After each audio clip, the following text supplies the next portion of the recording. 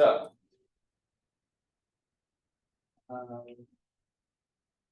we start with chapter 4, the general formula for capital. Again, the first mention, I think, of capital in the book, right? So we're really, this is, if you're following along, this is crucial part 2 of the book called The Transformation of Money into Capital.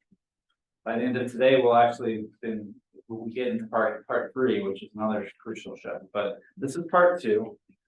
And so where we want to start is kind of where we left off in part 1 with what Marx calls the simple circulation of commodities, the circuit of C and C, where commodity owner has a commodity like a Bible and they trade it for money, $20, and they go into the market with that $20 to get the commodity they want, brandy, and that cost them $20, and so there they go, right? Now the key, as I said last time, to this circuit is that it's sort of both ends of it are use values.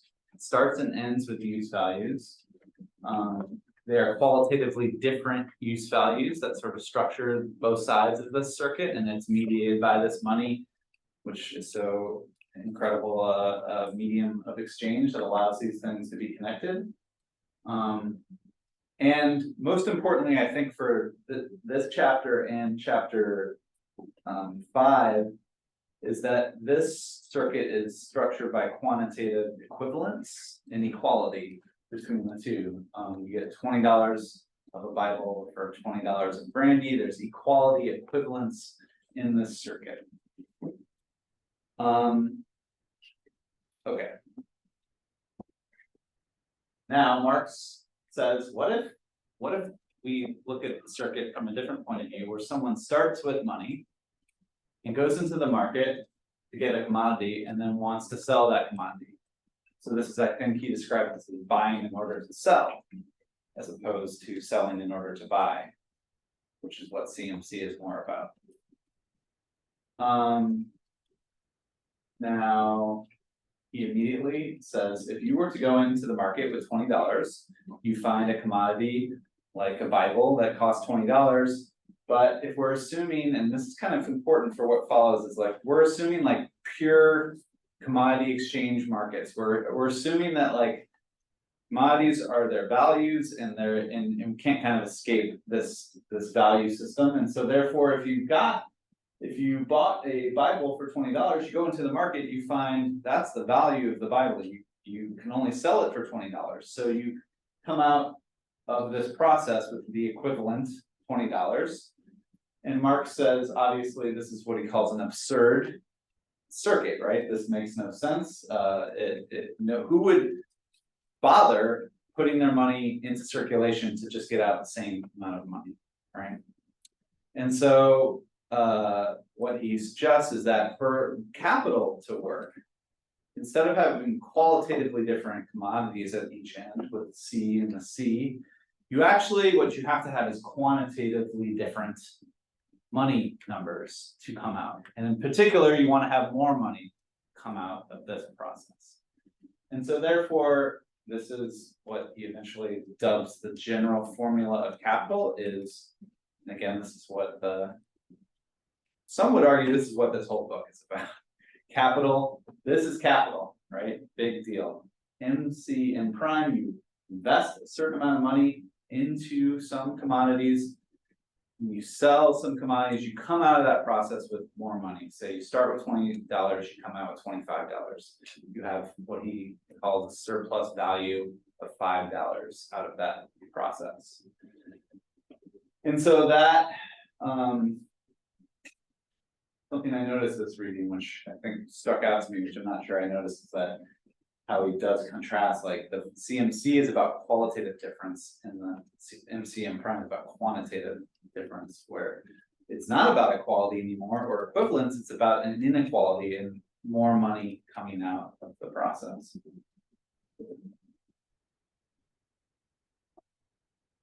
And there's a lot to say, but this also allows Marx to introduce a character. He has all these characters. And again, remember in chapter 2 is when he really just introduced commodity owners who are going into the market and trading commodities. But here he finally introduces someone we can call a capitalist, right? Let's minimize this. We can see our little friend here, little capitalist friend. And he says, as the conscious bearer of this movement, which is again very Hegelian language, which is Marx, again, if you remember last time, he's really not about individuals, he's about how individuals are bearers of these larger economic processes. He calls them, I think, personifications of economic categories, I think, in the first section we read. So as the conscious bearer of this movement, the possessor of money becomes capitalist. So this capitalist has the money, now they are seeking to put that money in circulation to get more money out of it. His person, or rather his pocket, is the point from which the money starts and to which it returns. The objective content of the circulation we've been discussing, the valorization of value, is his subjective purpose. That's the main goal of what he's after. And it is only insofar as the appropriation of ever more wealth in the abstract is the sole driving force behind his operations that he functions as a capitalist. Here it is, a capital personified and endowed with consciousness and will. This important use values must therefore never be treated as the immediate aim of the capitalist, nor must the profit on any single transaction. His aim is rather the unceasing movement of profit making, the boundless drive for enrichment, the passion. I think it goes on to the next page.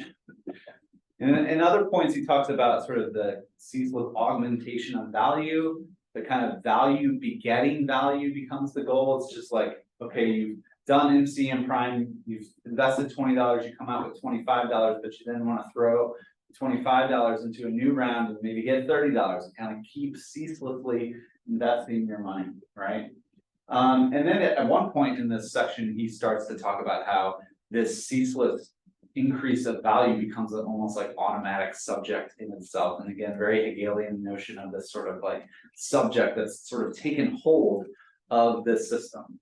And I think it's worth pointing out that a lot of us in a capitalist society don't play this role, right? We aren't capitalists. We don't, you know, some of us might have marginal investments in some stock or something somewhere, but most of us actually live in capitalism in the CMC circuit, right? We trade our commodity, as we get into, labor power for money, wages, and then we take the wages money and we go out to get commodities we need to survive, food, shelter, subsistence, and the rest. And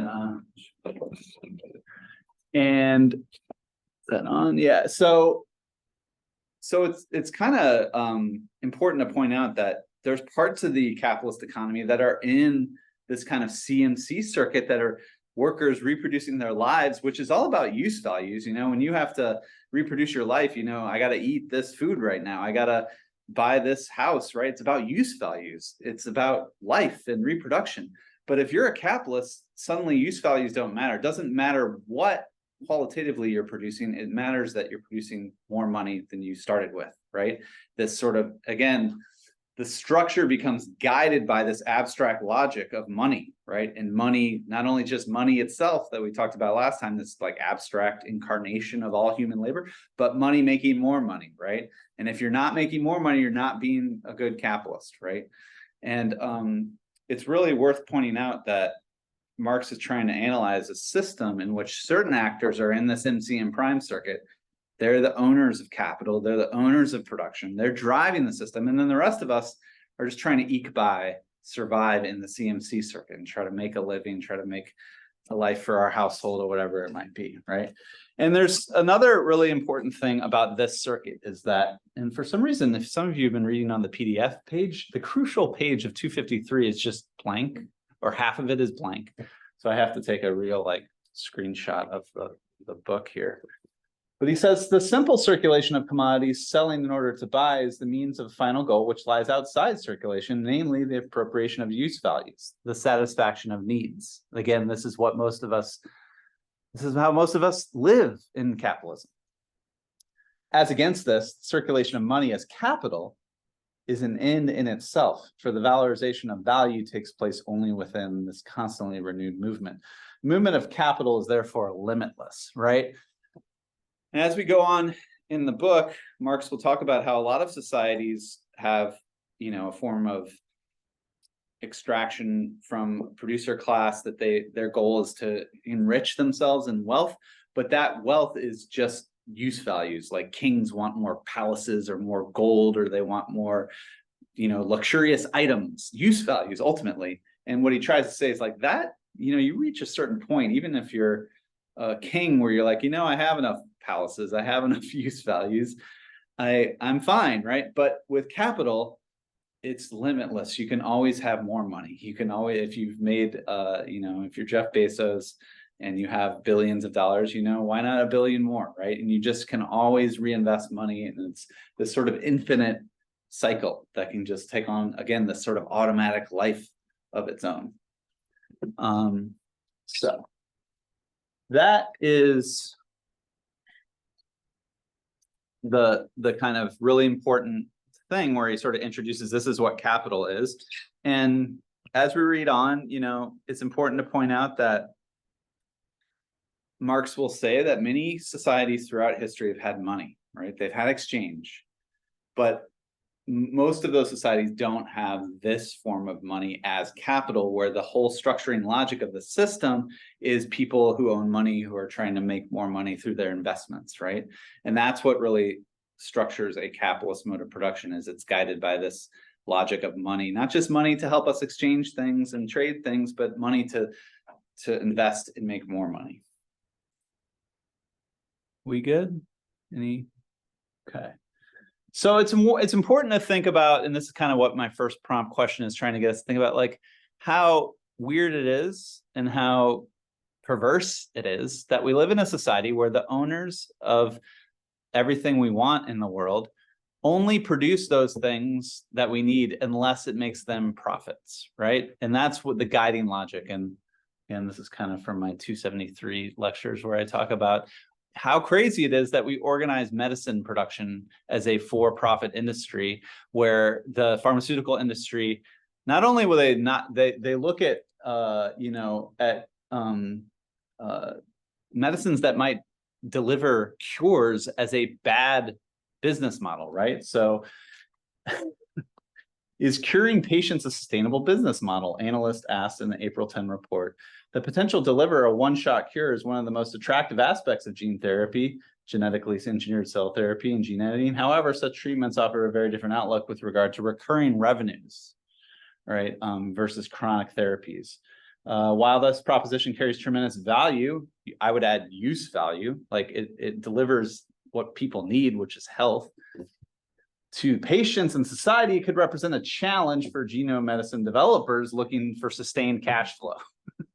Right? So think about how our pharmaceutical industry is organized. They actually underinvest in things like vaccines because vaccines are like one shot and you're vaccinated.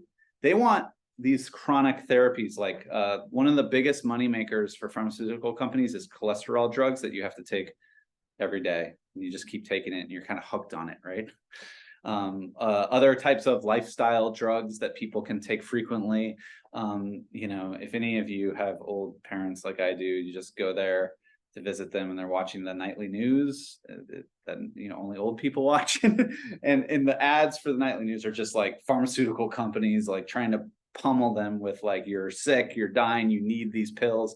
And the pharmaceutical companies spend most of their revenue on advertising. Another perverse thing about our, when you organize medicine and MCM Prime, they're like, well, we better take some of this M Prime and reinvest it in marketing because then we'll sell more medicine, right? And so just one example of the kind of perverse structure of capitalism where, another example might be climate change. There's a lot of technologies that could decarbonize the economy, but one of the problems with many of those technologies is they're just not particularly profitable to investors to build, right? What is profitable? Fossil fuels, right? So again, as I showed last week, investors still seem to be quite keen to invest in fossil fuels because they make a lot of M prime, and that's Marx is really careful here. It's like, it doesn't matter what you're producing, if it's fossil fuels or it's cholesterol drugs, the use value doesn't matter. What matters is the M prime, and the capitalist is indifferent to the real world, use value, concrete consequences of the commodity. It's all about the money. Okay, chapter 5. So here, he's laid out the general formula, but now he's going to raise some questions about it. It's the best emoji image I could find, which is, this is a weird situation because, again, he spent painstaking many chapters talking about how this whole value system is related on exchanges that are based on equality and equivalence. So how do you actually, in a pure economy of exchange, how do you actually put in money into a commodity and get out more? Because again, if we're working on pure exchange values where everything's traded at their value and at their equivalence, you should not be able to do that, right? You should only, if you buy a Bible for $20, you're not supposed to be able to get more than $20 for that. And so it's a puzzle. Where does this extra value come from? And that becomes the structuring question of the next several chapters, really.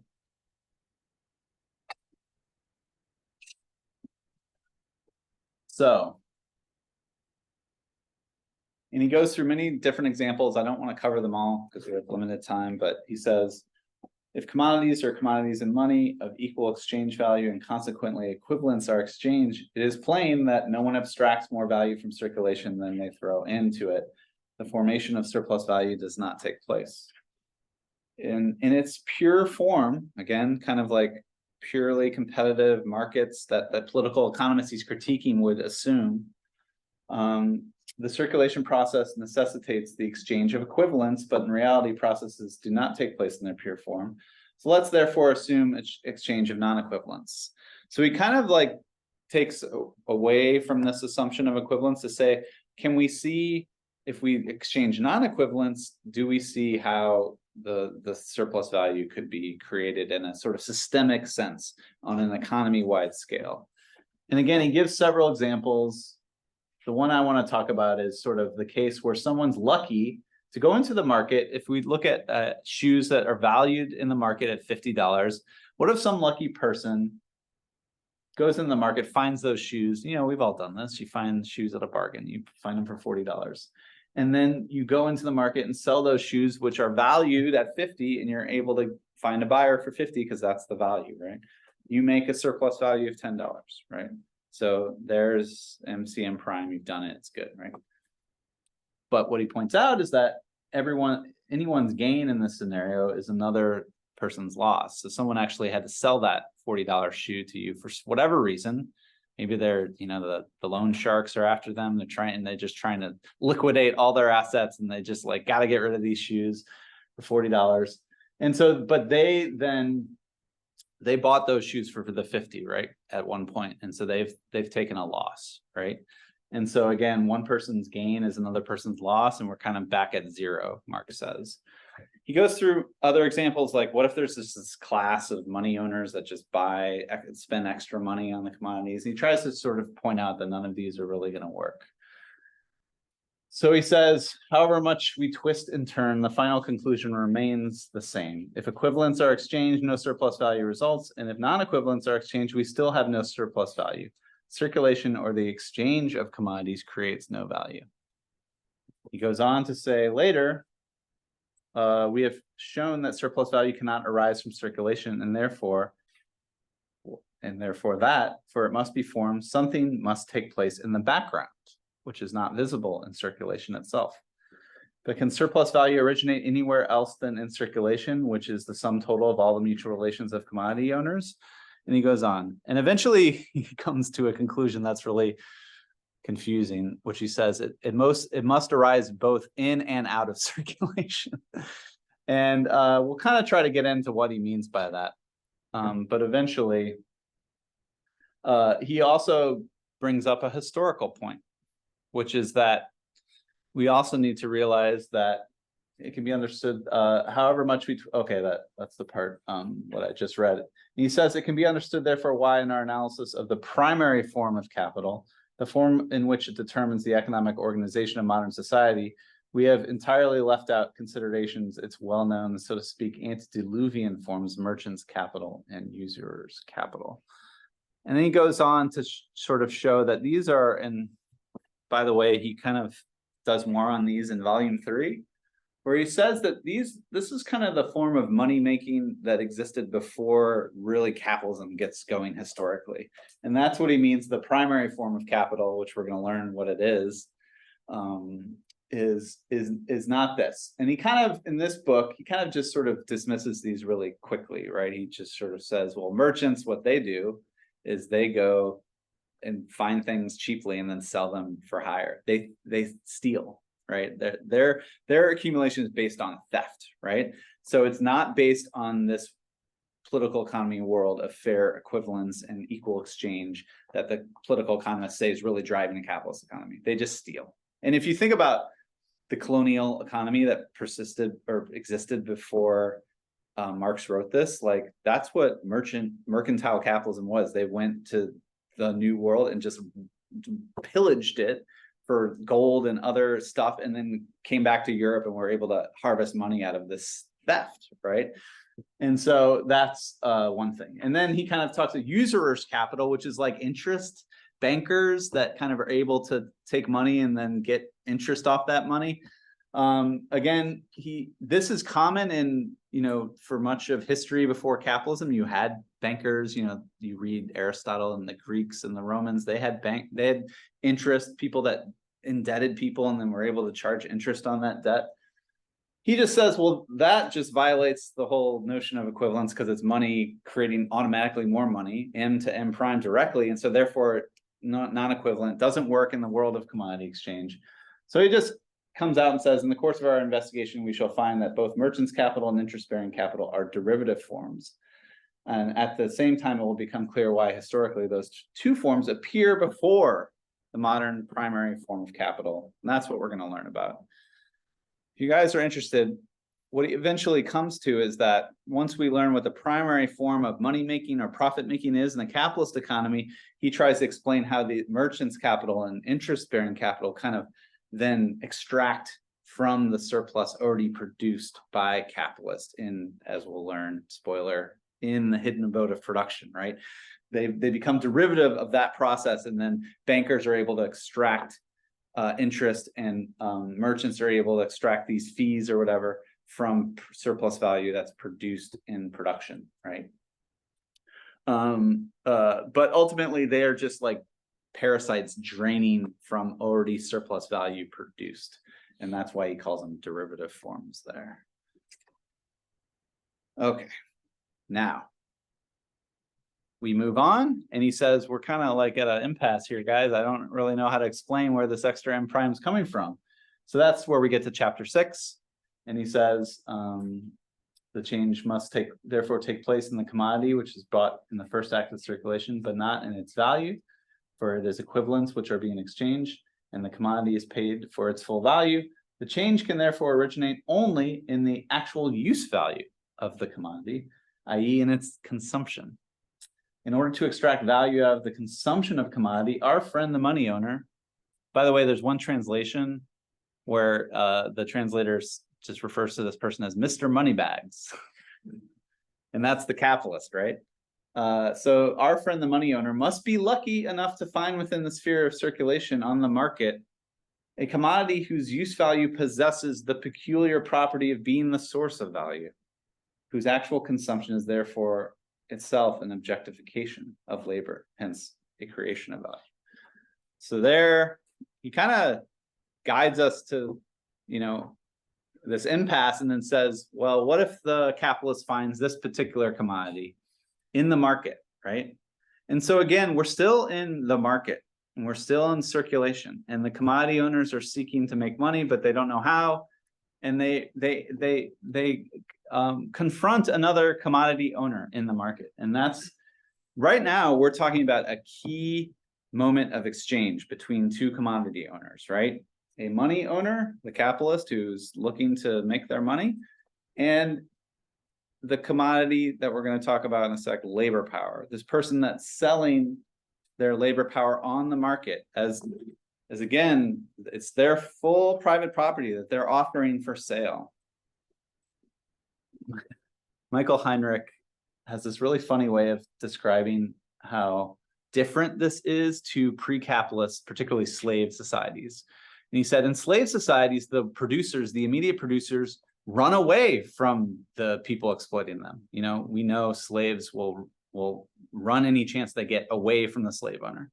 But in capitalism, there's this weird situation where the workers run toward the exploiter and say, please exploit me, please hire me, right? And I'll work for food, right? Okay. So this is, again, an exchange relation between the money owner, M, and the commodity owner, labor power, okay?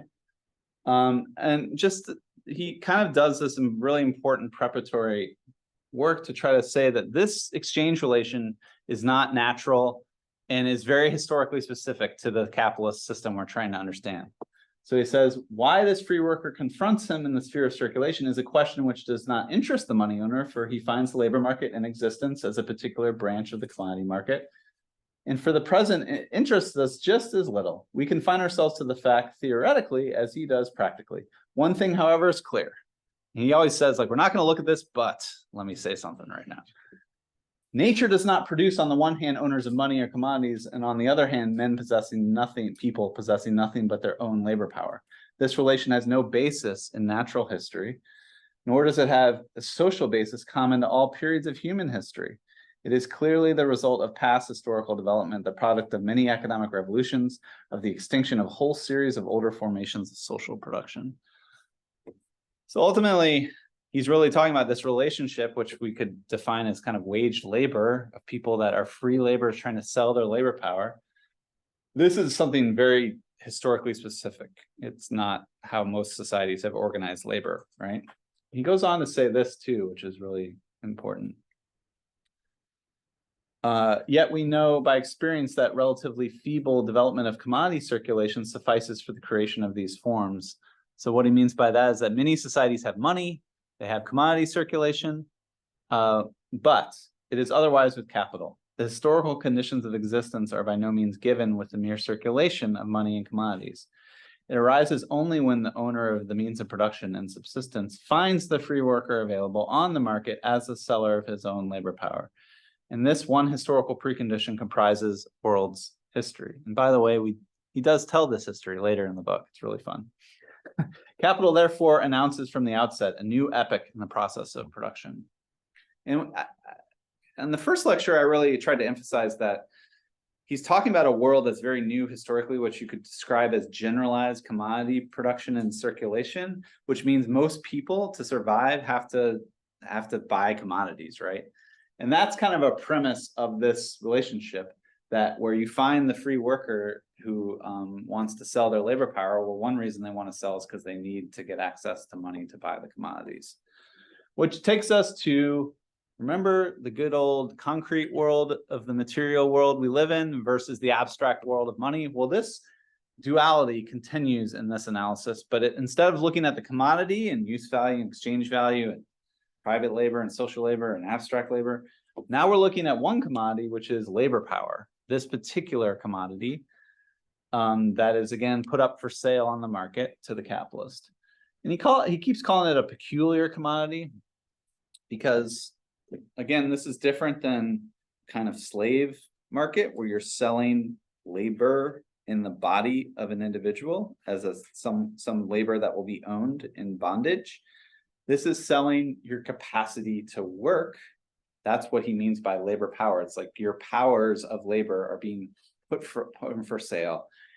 And he says to do this, people have to be free. They have to be free exchangers in the market, right? They have to be part of this lovely free exchange system that the political economists are celebrating, right? And they have to sort of, again, be wanting to sell this labor power on the market, like, please hire me, right?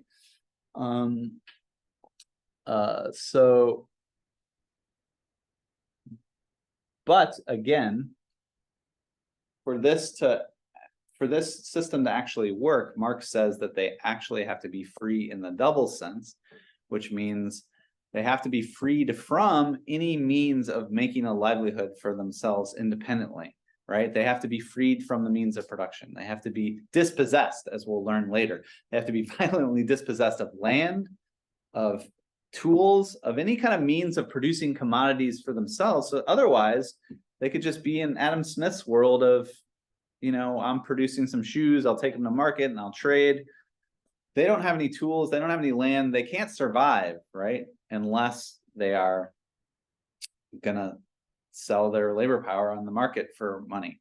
So this second freedom is the more terrifying one, and structures all of our lives in this kind of terror, which is when, you know, your parents ask you when you're a young child, what are you going to do with your life and how are you going to survive and how are you, and you realize that like we are all kind of like thrown into this market in capitalism where we're kind of like, you have to get a job or you will starve, right? And that is a very particular type of compulsion, right?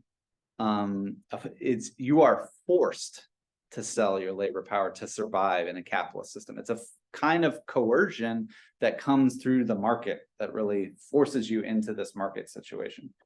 By the way, that book we're going to read is called Mute Compulsion after this. And it's about this kind of silent, abstract form of domination that structures life under capitalism, where, you know, it's very different than when we know the slave is owning us and exploiting our labor, but in a capitalist market economy, we feel like we're free, but we also feel like we're just coerced to sell our labor to survive in this very precarious kind of situation. So that's the commodity we want to look at. Now, for every commodity, it has these dual aspects. So you can look at the exchange value of this commodity. What's the word we would use to describe the exchange value of this commodity, labor power? Wages, right? So this is kind of, if you recall, the exchange value is kind of the surface appearance of the exchange relation of the commodity. And so the wage is kind of like, you know, you are selling your commodity for $45,000 a year or $15 an hour or whatever that wage is. That's sort of the exchange value you're thinking of. But with the commodity, we know the exchange value is just the surface appearance. We need to understand, how do we understand the deeper value of this commodity labor power? So that's where we go a little deeper to understand the theory of how we kind of think about the value of this commodity labor power. And Marx says the value of labor power is determined just like every other commodity, right? It's simple. By the labor time necessary for the production and consequently also reproduction of this specific article. He tries to use this kind of sanitized economic language. Specific article happens to be a living being, but anyway, for their maintenance, he requires a certain quantity of the means of subsistence. Therefore, the labor time socially necessary for the production of labor power is the same as that necessary for the production of those means of subsistence. In other words, the value of labor power is the value of the means of subsistence necessary for the maintenance of the owner.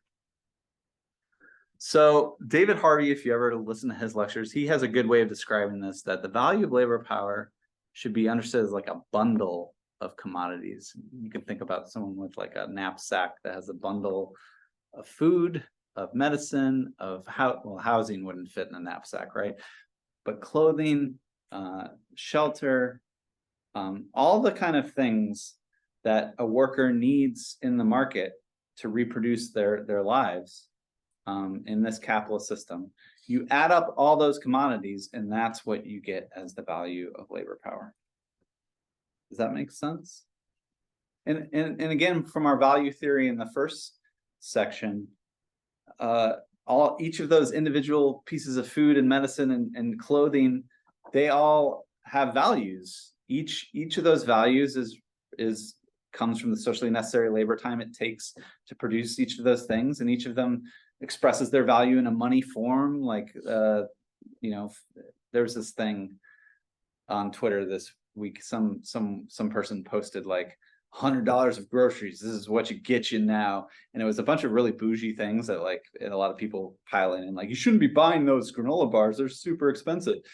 Anyway, it was trying to show that like the value of labor power is getting harder, and like $100 of groceries for a week is now not getting you what you're used to, right?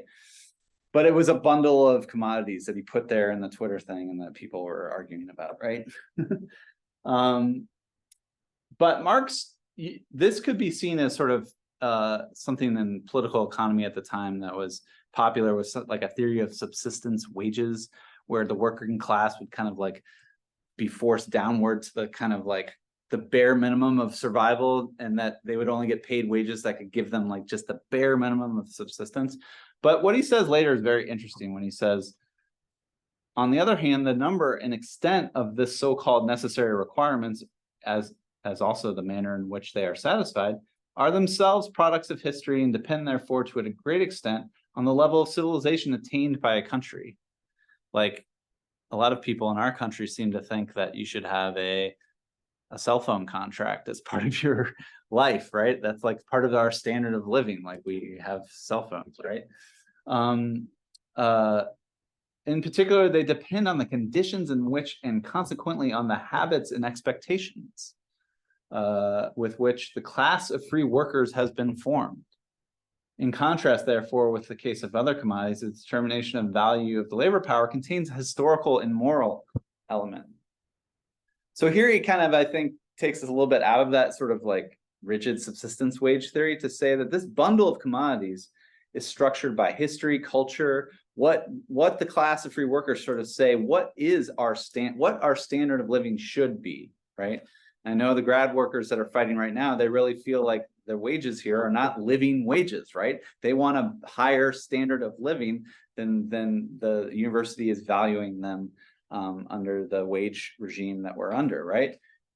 But he doesn't really say it here, but I think crucial to Marx's theory of the value of labor power is a theory of class struggle, that like actually the working class can struggle to raise the expectations of the habits of what they should expect, right? That we deserve more, right? And I think that's, the UAW strike right now, they're basically saying, these companies are making all these profits, we deserve more of the pie or whatever, and we deserve a higher standard of living. We're living paycheck to paycheck, we're struggling, we can't get by in this world.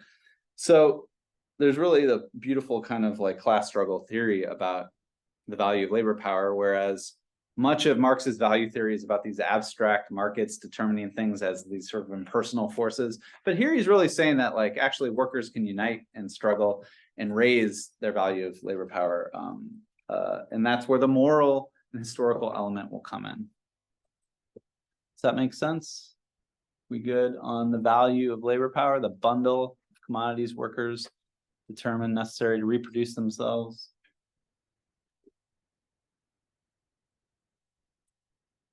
Okay, well, this commodity also has a use value, right?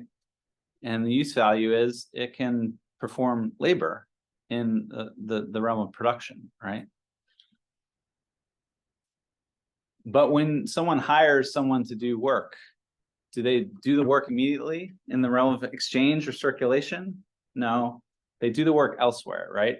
We actually exit the realm of circulation and exchange relations to really see what the use value of labor power actually is, to see how the labor power actually gets put to work, right? And here is where we get, to me, like the pivotal shift of the book. Like the real pivot point of this entire book is where we shift here out of probably thankfully for many of you, we're leaving the realm of value and exchange and markets, and we're going somewhere else, right? So the consumption of labor power is completed, as in the case of every other commodity, outside the market, right? You buy a commodity in the market, then you take it home and you consume it, right? So to understand the use value, you have to go out of the market. So let us, in the company with the owner of money and the owner of labor power, leave this noisy sphere where everything takes place on the surface in full view of everyone, and follow them into the hidden abode of production, on whose threshold there hangs the notice, no admittance except on business. Here we shall see not only how capital produces, but how capital is itself produced. The secret of profit making must at last be laid bare. And I think this is really important. Like, again, most of us live in capitalism in the CMC circuit. Most of us access commodities in this noisy sphere. This is the only part of capitalism we see. The hidden abode of production is off limits to us. They literally hang signs still today that say private property, you will be shot if you come in here, right? So like, this is a world in which we are are concealed from. It is hidden from us in this capitalist world. And Marx says we really need to go to this world to understand where profit comes from. And here's where I think his critique of political economy comes shining through in such a way where he says the sphere of circulation or commodity exchange within whose boundaries the sale and purchase of labor power goes on is in fact a very Eden of the innate rights of man. So he's channeling these kind of bourgeois ideas of equality, that were informed like the French Revolution and the American Revolution about the equality and freedom and all this stuff is the exclusive realm of freedom, equality, property. And Bentham had this utilitarian idea that people can just mutually agree to things that benefit themselves and then it will make society better off as a whole. All this sort of talk about this new world of the market, of being this realm of freedom. Marx is right here telling us like this is not a real freedom, right? We need to look deeper into this. And he eventually says, when we leave the sphere of simple circulation or the exchange of commodities, which provides the free trade vulgaris, so free trade, people are just like, yeah, markets, free trade, the kind of classical laissez-faire, classical liberalism that predominated of his time, Adam Smith and Ricardo, all these people, with his views, his concept and the standard by which he judges the society of capital and wage labor. That might be one of the first mentions of wage labor at all, even in the book. A certain change takes place, or so it appears in the physiognomy, of our dramatis personae. So these characters, right? The money owner, capitalist, and the labor power seller, they're these characters that have met in the market, right? They're free and equal in the market, right? He who was previously the money owner now strides out in front as the capitalist. The possessor of labor power follows as his worker. The one capitalist smirks self-importantly, and his intent is on business. The other is timid and holds back, like someone who has brought his own hide to market and now has nothing else to expect but a tanning. So he starts to say, like, in the market, they're free and equal, and they're making a voluntary exchange, free of coercion. It's wonderful. But when they go away from the market, a new power relation submits itself where you have the capitalist who can now dominate the worker. And to explain this, because we don't have time, have any of you seen, oh, by the way, this is my little image, Into the Hidden Abode of Production, right? Come. And when you go into that factory, right, you're no longer in this lovely free market of free exchange. You're in a place of domination, right? Of capitalists submitting you to, and they bought you for that time in that factory. So they can do whatever they want to you. And we'll learn about what he calls the kind of despotism of that relationship. Have any of you seen this movie? It's called Sorry to Bother You. So if you haven't seen it, it's on Amazon Prime. Go home tonight, watch the opening scene. The opening scene is a job interview. We've all probably been in a job interview, but this is the exchange relation, right? This is the capitalist, it's probably, in reality, the manager up top is probably a wage worker too, because they're probably owned by some big corporate behemoth. But let's just imagine this is the owner of the company. He's interviewing the guy. And what we find out is that the guy applying for the job is lying about his resume because he's so desperate to get hired because he doesn't have any money and he's on food stamps and he's struggling to survive, and he's lying about everything, and the scene really shows the real inequality of this relationship. It's not this really free thing. You have one, the labor power, who's desperate, who's being forced to sell and they just need it to survive, and the other one who has all the power and is looking at all these resumes and so forth. But eventually he does say, we don't care that you lied. That shows you have initiative, which is what we want. And he says, all that matters is you come in here and you stick to the script, which means, by the way, I should have said it's a telemarketing company. And what he's saying with that is once you enter the hidden abode of production in telemarketing, you have no freedom, you have no agency, you have no creativity. You must submit to what we in corporate say is the script on the telemarketing line, and you do what we tell you, right? And so I don't know if Boots Riley has read Capital, probably has. And to me, like he opens this movie with like, this is the exchange relation in Capital, and this is going into the hidden abode. And what the worker is finding out is that when you enter the hidden abode, you're in a new power relation. You have no power. You're submitted to the capitalist, and the capitalist has bought your labor power, and now they're going to use it as they see fit, right? Okay. So this is, again, we've been locked in this world of exchange. Now we go deep into the hidden abode of production. By the way, that book I brought up last week called Marx's Inferno tries to argue that Marx based Capital on Dante's Inferno, which is about going into hell, right? So now we're going into hell. So good times. So now, again, though, once we get into the hell of the hidden abode of production, we're still in this sort of duality between the concrete world and the abstract world of value. And on the concrete side, we have what he calls the labor process. This is some of the most flowery language when we get into chapter 7. And again, by the way, this is now part 3 of the book, the production of absolute surplus value. So this is where we're going to start to learn how surplus value is produced. And, you know, the labor process is, again, a process between humans and nature, right? This is a concrete process of workers through their own actions mediate, regulate, and control the metabolism between society and nature, confronts the materials of nature as a force of nature. So this whole part of chapter 7 is really trying to kind of talk about the labor process as a physical, material, sensuous, remember, sensuous kind of concrete process of workers like actually producing the world through their labor. And he gets like really, you know, if you go back to early Marx, like Marx has these romantic ideas that what we do as humans is we create the world through our labor. And I didn't include the quote, but he talks about, you know, the spider like does a web, but it's humans that have consciousness, and we kind of plan out and have purposeful agency in producing the world.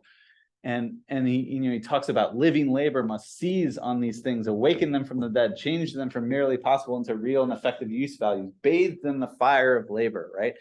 So throughout this book, he's really talking about how this whole process really relies on this very concrete actor, labor, that's the living part of the production process. You know, when you go into the hidden abode, there's a bunch of machines, there's some raw materials, there's a bunch of stuff, but the only living thing in there besides the cockroaches and others is the workers, right? They are the fire that brings life to the commodities. Without them, as the big 3 automakers are finding, without them, you got nothing. You know, you need the living labor fire to actually produce the stuff. Otherwise, you got nothing. So he says they are indeed consumed, but to some purpose elements in the formation of new use values, new products, which are capable of entering into individual consumption as means of subsistence in the new labor process and the means of production. This is part of the chapter where Marx is really kind of laying out his very view of history, where, you know, any society is really founded on how does labor produce that society's use values, right? It's a very concrete material process.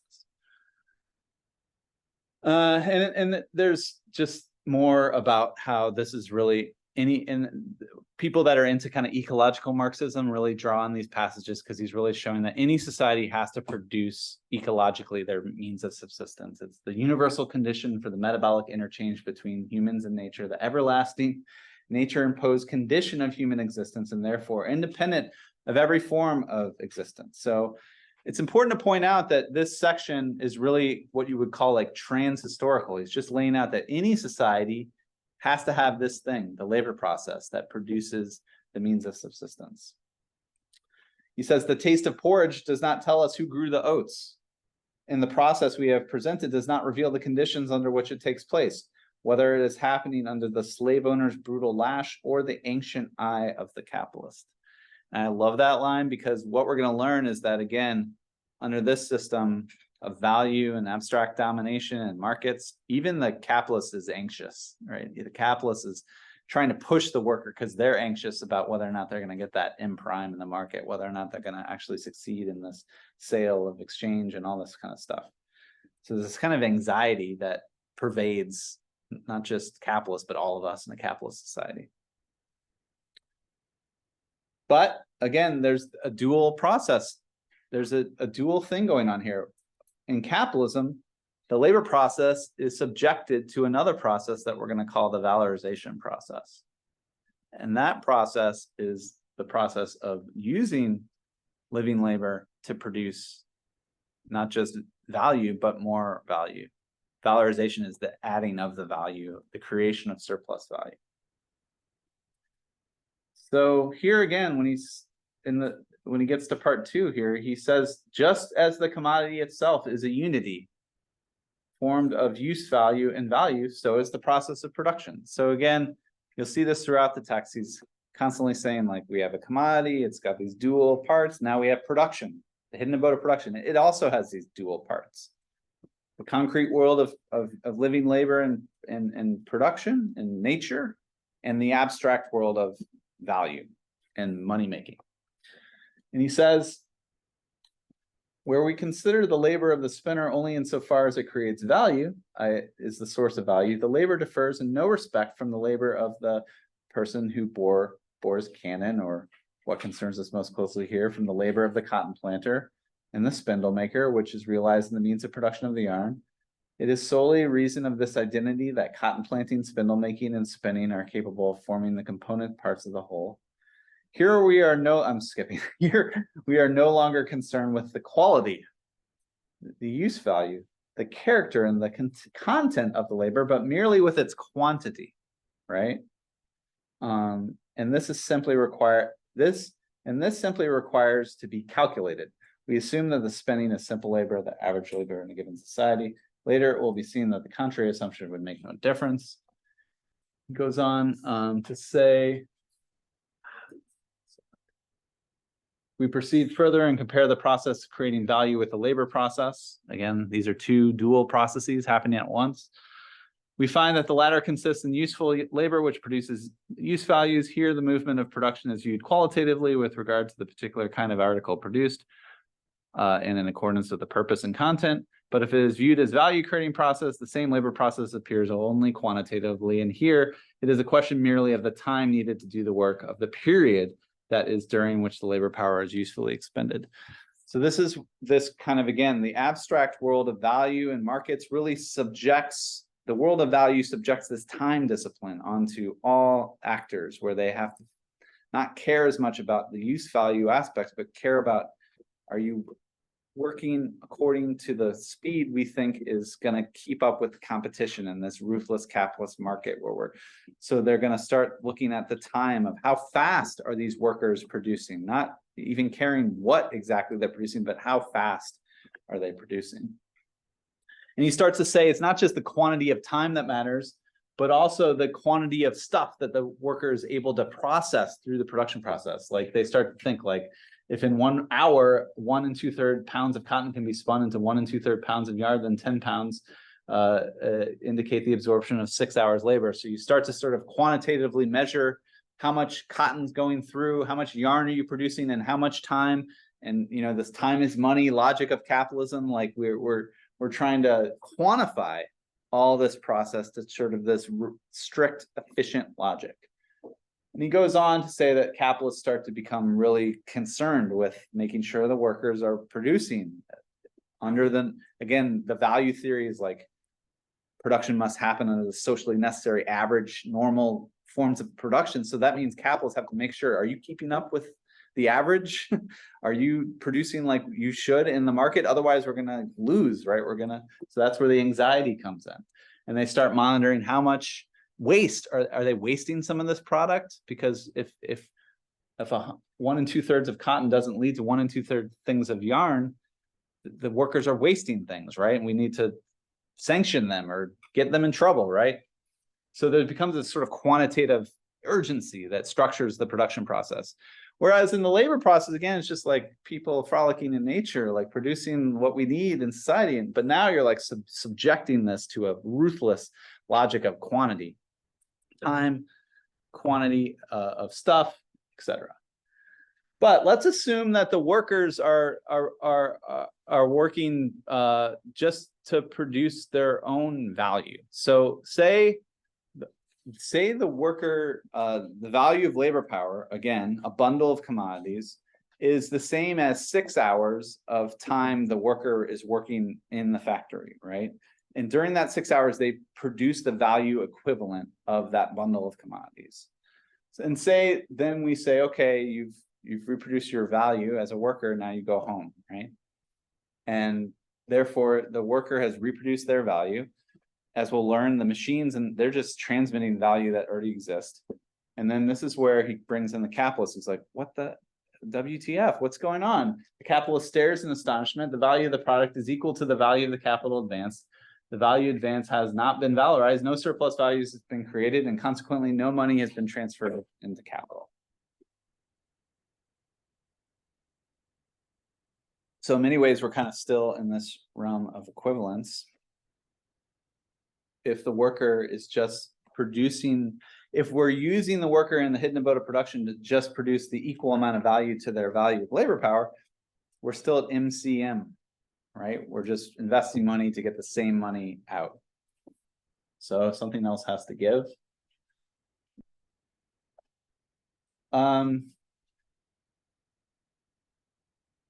So he says, the key is the value of the day's labor power amounts to 3 shillings because our assumption half a day's labor is objectified, and that's again, he sort of made this thing like 6 hours is 3 shillings. So the means of subsistence required every day for the production of labor power cost half the day's labor. But the past labor embodied in the labor power and the living labor it can perform, and the daily cost of maintaining the labor power and its daily expenditure of work are 2 totally different things. So that's key there. And he says it in a different way next. The former determines the exchange value of labor power, what it takes to reproduce things. The latter is its use value, what it does in the labor process. The fact that half a day's labor is necessary to keep the worker alive for 24 hours does in no way prevent them from working the whole day, right? Therefore, the value of labor power and thus the value with which labor power valorizes in the labor process are 2 totally different magnitudes, right? And so this is the special, unique thing about labor power, is its value is different from what it does in production, for what it actually does when you put it to work. The useful, and the difference was that when the capitalist had in mind when he was purchasing the labor power, the useful quantity of labor power by virtue of which makes its yarn boots was to the capitalist merely a necessary condition for his activity. In order to create value, labor must be expended in a useful manner. What was really decisive for him was the specific use value which this commodity possesses of being a source not only of value, but of more value than it is in itself. So this living, breathing, fire breathing, this living labor has this special capacity to produce more value than it gets back in its value as a commodity labor power. So that's it's unique. No other commodity has this unique capacity to produce more value than it has. So there is where we can get, he doesn't ever actually say this in mathematical terms, but you can say this is what he argues is surplus value. You take the value that labor produces in production, you subtract the value of labor power, you get more value, you get surplus value. No other commodity can produce this surplus value. And I put this dumb thing up here because we don't think about this, but in capitalism, we agree to our wage before we do any work for the capitalist, right? $15 an hour, we've agreed to what we're paid, but that, again, entirely different question of how much we do for the capitalist, right? It's just, they're 2 totally in different magnitudes, right?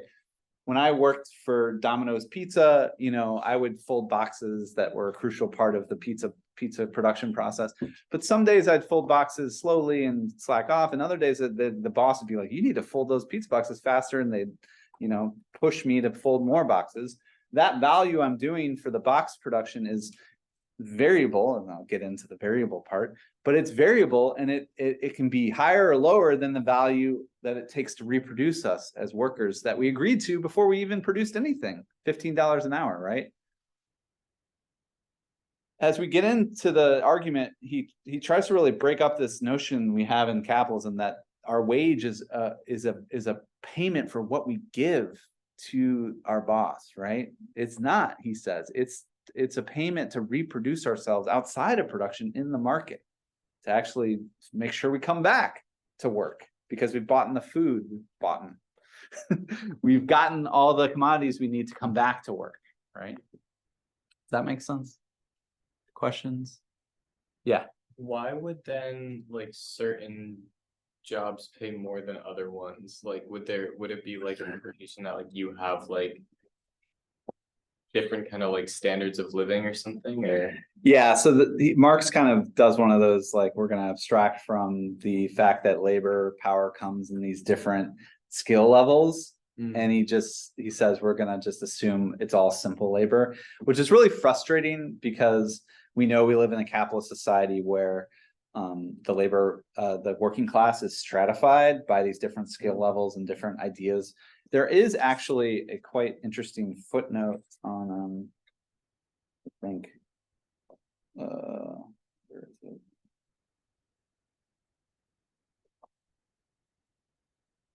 Where he talks about the social construction of skill. Yeah, 305 at the end of the chapter on this chapter, actually, on 305.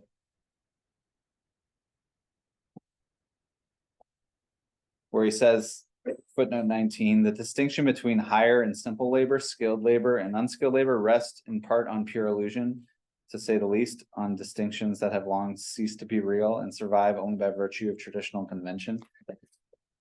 You know, I will say that he does kind of say that the value of labor power can be formed according to historical and moral elements of what the standard of living. You could just sort of like transfer that insight to an idea that any society is going to have different classes of workers that have come to expect the value of my labor power is higher. Another thing he says is that the value of labor power can include things like education. That's part of the bundle of commodities. I think a part of the bundle that undergraduates are all too aware at Syracuse University. Very costly part of the bundle, right? So that is factored into the bundle of commodities. So again, there he's sort of hinting that certain regions might have a workforce that is more costly to reproduce because they require these skills that they have to spend money to get the education on, right? Yeah, it makes sense. But the key is, you know, we agree to what we're paid before we even enter the hidden abode. And then when we enter the hidden abode, we can produce, you know, capitalists, we can produce less than what we're paid, right? So that's a fear, but we can also produce more. And that's where you have the opportunity of creating that surplus value. So this is where Marx lays out what he calls the secret of profit making. This is the primary form of capital is going to come from this exploitation. So the other key thing he's saying here, every condition of the problem is satisfied while the laws of governing the exchange of commodities have not been violated in any way. Equivalent has been exchanged for equivalent. For the capitalist, as a buyer paid the full value of the commodity. So this is sort of another funny thing he's doing. He's saying that the value of labor power is this bundle of commodities it takes to reproduce them. And the use value is that they can produce more than that. But they're still getting the fair value of the commodity according to this theory.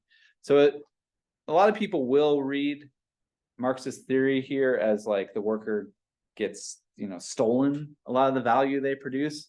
But again, he's trying to keep the assumptions of classical political economy intact. Like, hey, the worker came, freely sold their labor power, got the fair value that it takes to reproduce the labor power. So this is an equal exchange, right? Because he's really trying to highlight that the value of this commodity labor power is not what they do in production. That's what capital is going to take from them.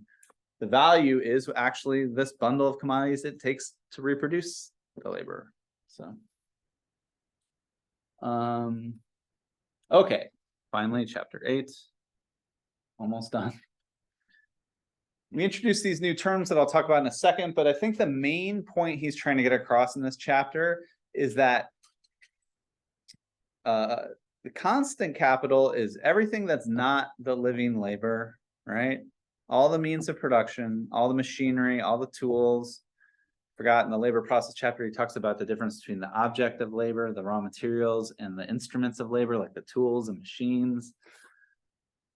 The point is that the value of that stuff can only just be transmitted to the commodity. You know, you consume $8 worth of coal, that $8 shows up in the value of the commodity. None of these means of production, because they're not living things, can add value like labor can add more value than they have in themselves. So capitalists can use these machines, they can, you know, but no capitalist is going to get more value out of a machine than another capitalist is by pushing that machine to go harder, because the machine can only do what the machine does. So he says, therefore, the means of production can never add more value to the product than they themselves possess independently of the process in which they assist. This is again trying to really hammer home, like, it's really labor that adds the value. It's really labor that's the source of profit, source of the surplus value. However useful given a raw material, machine, or any other means of production may be, even if it costs $150, 500 days of labor, it cannot under any circumstances add more than $150. So capitalists will invest in these machines, they'll do useful things, but they're not gonna get $175 out of a $150 machine. Its value is determined not by the labor process in which it enters as a means of production, but by that out of which it has issued a product. In the labor process, it serves only as a use value, a thing which with useful properties, and cannot therefore transfer any value to the product unless it possessed value before its entry into the process. So the constant capital is all the machinery, everything in the labor process that isn't living labor. And that constant capital just transmits value to the commodities. So some constant capital, again, like coal, you consume it all in the production of one shoe, let's say. So the $8 of coal would go directly into $8 in the shoe. If it's a $50 shoe, that's the $8 of coal. You have to say it's that $8 of the 50 is the coal that you consumed. The other thing is that you can have a machine that costs $350,000 but lasts 30 years, and that machine just transmits its value bit by bit into every commodity, every shoe it produces. So you can say like a 1/100th of that machine's value is transmitted to the shoe of $50. So like, I don't know what that is, like 50 cents of the shoe is part of the value from the machine that gets transmitted. But again, these constant capital are not adding any value, they're just transmitting the value they already had. Variable capital is living labor, right? And it's what the capitalist invests in the workers. It's what they pay out in wages to the workers.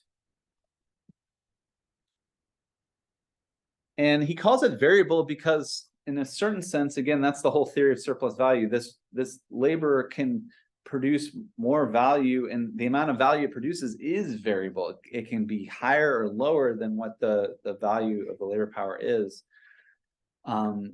Whereas the machine is constant, its value is fixed, right? And it transmits its value. The workers, the living, fire-breathing worker whose value in motion, right? It's that worker that's bringing to life the production process and the commodities. And again, it's variable in the sense that the worker will spend part of the day just producing the value it takes to reproduce their own wages and so forth, but then they spend the rest of the day producing extra for the capitalist. And that is inherent in their variable nature. The amount of value they produce is variable. Okay, stop here. Any questions about, does this all sort of match up? When we get to chapter 9, first mention of exploitation, degree of exploitation of labor power. And we should say that Marx doesn't mean this in a moralistic sense. He doesn't mean like, now we're going to learn how capitalists are mean to the workers. He means in a very technical sense where they extract more value from the labor than the laborer gets back in their wages or value, right? And that's the sort of technical economic theory of exploitation. And we got to deal with all these little terms, right? He tells us that, we can have a capital, which is invested. Capital they can only invest in two kinds of things: constant capital and variable capital, all the means of production and the workers, right? C and V. And then they invest that into a process where they get out that more capital. It's very confusing because he's using C here in two different ways. The big C is capital, the little c is constant capital. And when you add the surplus value, you get not just the C and V you invested in, but you get that surplus S. That's the surplus value that comes out of the process. And again, now he's established that it's only the workers that produce that S, right? Because they have that unique power to produce more value than they get back. But he also says you can take any commodity, like our 1628 book, and say you can kind of think about this 1628 has 3 different components in it that form its value. It has the value transmitted from the means of production in C. It has the value transmitted from the living workers, the variable capital, but also the added value that the workers add in production, surplus value. So any commodity can be analyzed through those 3 different components. Its value can be broken up into those 3 different components. Really important thing, the rate of exploitation. Marx says, you know, because the constant capital doesn't really add any value, if we really want to understand if we really want to understand exploitation here, we really should just understand it in relation to the workers. So let's look at the surplus they produce over what they're paid. And again, his example is very simplistic. 6 hours it takes for a worker to reproduce their V, but then they work a 12-hour day. So they're working 6 hours extra. And so if the value that it takes to reproduce them, the value of labor power is 3 shillings, and they produce that in 6 hours, then in the other 6 hours, they'll produce 3 shillings again, and that will be the S, right? That will be the surplus value that they produce. And therefore, if you take 3 shillings surplus value over 3 shillings variable capital, you get 100% rate of exploitation, right? That's how math works, I think. 3 over 3 is 100%.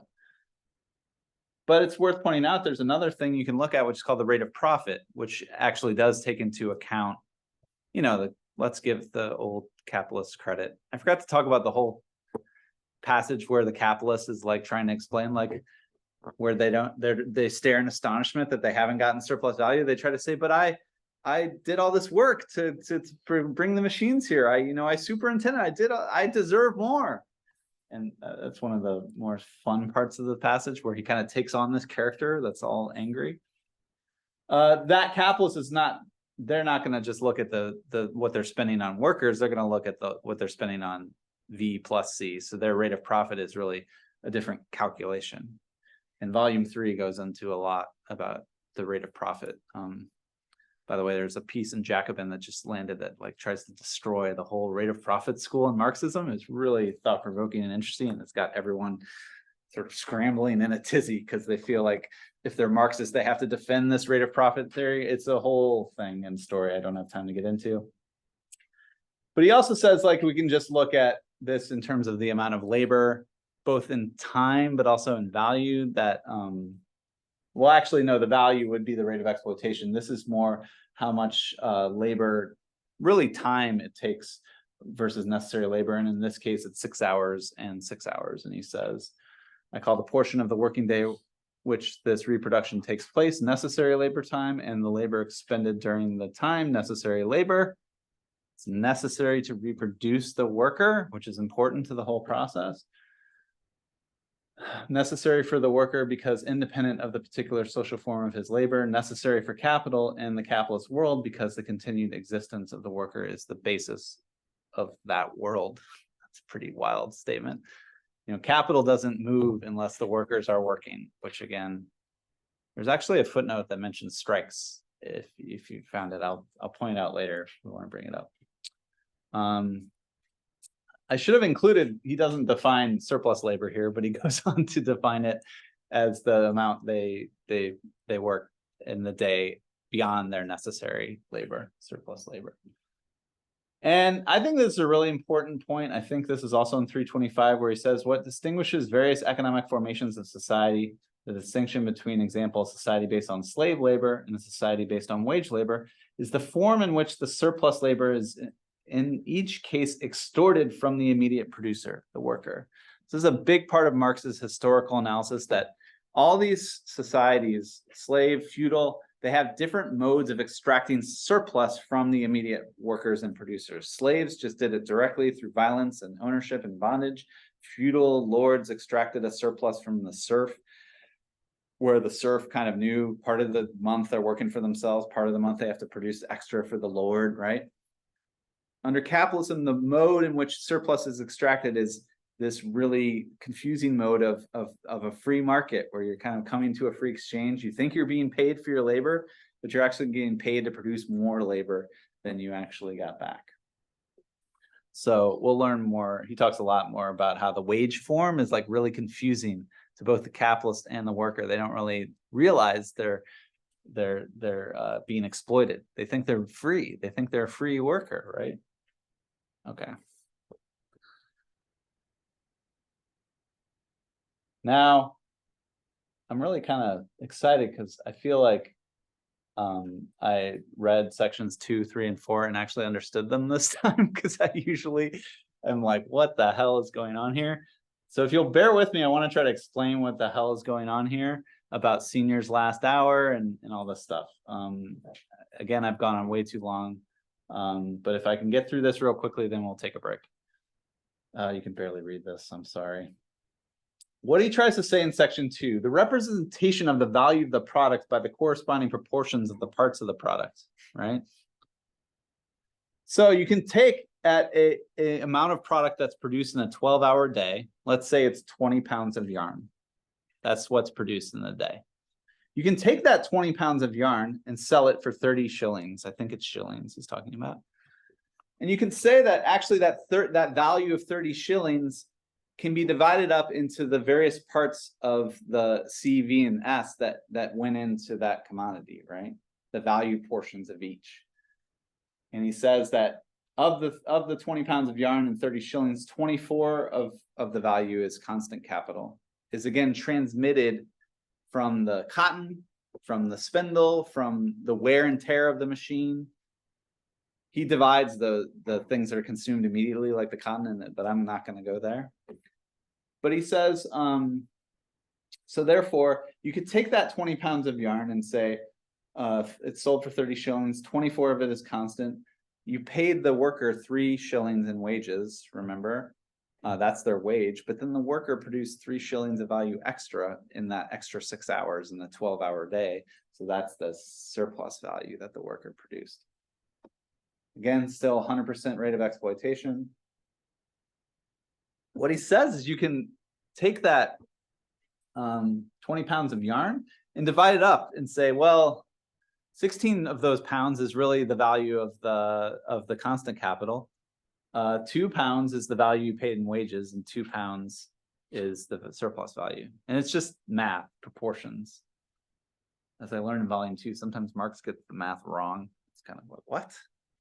And Engels puts a footnote and says, well, Marx is wrong about the math here, but this is pretty straightforward, I think. And he just says, again, you can represent the value of the product by the proportional parts. That's section 2. Okay.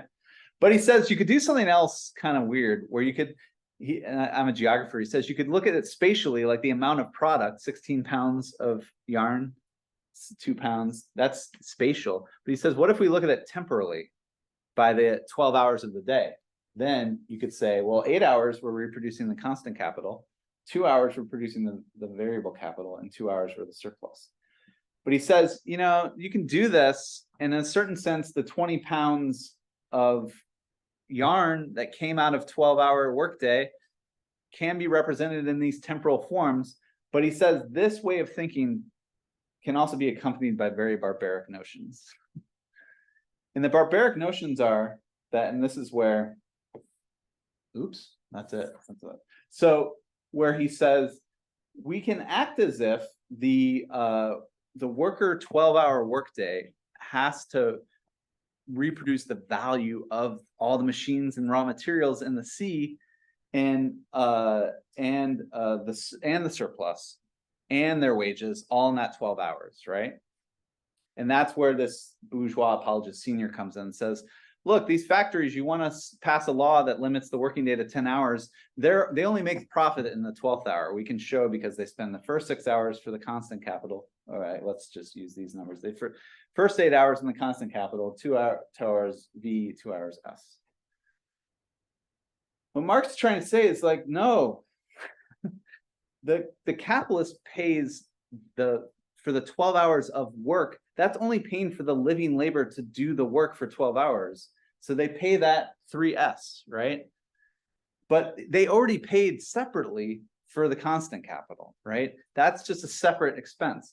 But seniors acting like the worker in the 12 hours has to reproduce the entire value of all the constant capital and him or herself and the surplus value. which is wrong. He says that the 12 hours is really what the capitalists pay for, is just that living labor to do 12 hours of work, which is represented, they pay V for it, but the worker actually gives them S for it in the 12 hours. So the 12 hours is really a proportion. You can only look at the V and the S. Does that make sense? And seniors trying to act like the 12 hours actually has to pay for C, V, and S. And if you look at it that way, well, these poor capitalists, they won't be able to survive because they only get the profit. They only get the S in the last hour. And he has a great historical section where he shows that when they passed the 10-hour law, lo and behold, the capitalists survived. You know, they still made profits, and they still, because they were just basically trying to obfuscate these relationships through this kind of last hour concept. And then he just, in the last few pages, he's like, so we could look at this 20 pounds of yarn, and the surplus product is that 2 pounds of yarn. That's the amount of surplus product that is represented as the surplus value, right? It's the amount of value that got produced out of living labor, out of exploiting living labor, that gives you that extra surplus value. You can represent it in this surplus product, if that makes sense. Okay. That's it. Any questions about all of that?